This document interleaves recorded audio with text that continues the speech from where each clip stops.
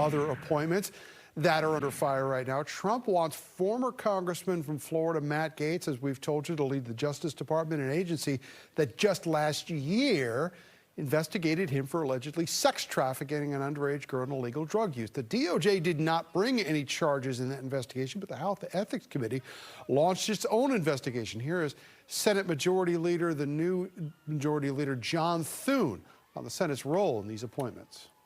But obviously there is a process whereby we get down and scrub all these nominees and figure out whether or not, one, they're qualified, and are they people who are fit to hold these offices. All right, let's talk more about this. Gregory Korte is with Bloomberg and the White House politics reporter. Gaetz says that, you know, he deserves a chance to be heard on this. This, from both Democrats and Republicans, went over like a thud with the Senate. But the question is for them, what do they do about this?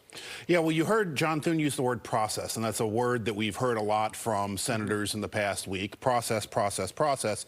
And that's a double-edged sword for a guy like Matt Gaetz. What process means, you get a respectful hearing.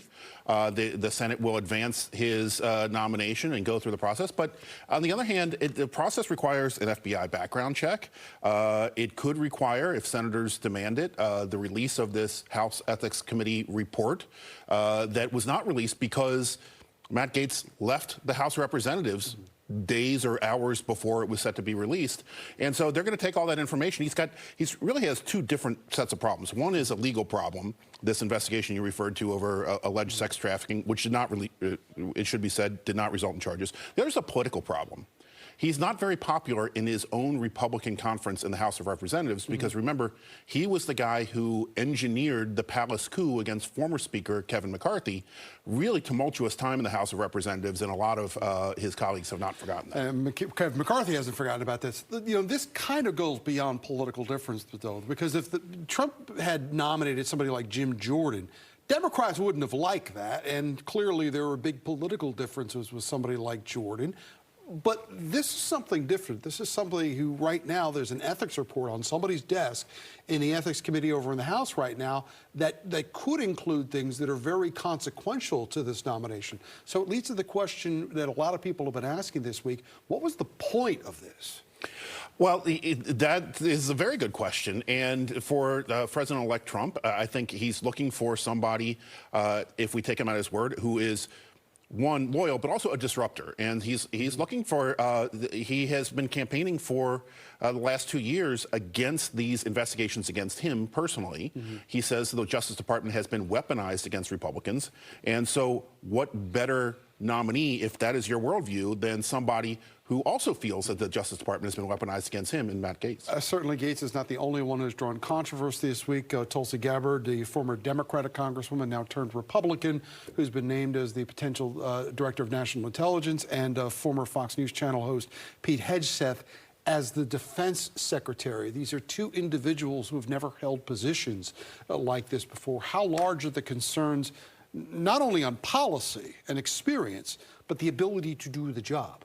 Yeah, and I think that that's a good way of looking at it, because there's also nominees like Marco Rubio at the State Department and Doug Burgum at Interior. Who we should say have gotten none of this kind of pushback. Absolutely. Yeah. And so you would expect Democrats to be opposed to their nominations on ideological grounds, on policy grounds. But there's really no question that they are competent people. And then when you nominate a senator, you're nominating somebody from the same club who's going to confirm them. These are a different category. You're right, and there are questions about whether or not they have the experience to do the job, and that's going to be a question that comes up in the confirmation. Almost immediately after Marco Rubio was named, the co-chair of the Senate Intelligence Committee, Virginia Senator Mark Warner, put out a statement, saying that he had worked very, very well with Rubio and was looking forward to his hearing. What's remarkable about this is, you think back to Ronald Reagan's first cabinet in 1980.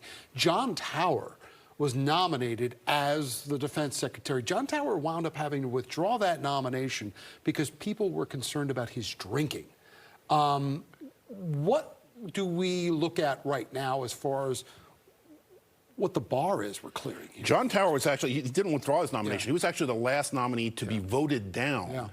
And so ever since then, the trend has been you don't even get to a vote. A nominee or a president will withdraw the nomination before that happens. And with each presidency after that, it's been on average 2 or 3 nominees that have had to been withdrawn. So if Trump sticks to those historical averages, we can say that 2 or 3 of these that he's putting up at least are not going to make it to a full vote of the Senate. Well, certainly these are 2 or 3 that people are going to be talking about the most. Gregory Korte from Bloomberg, we thank you so much for joining us.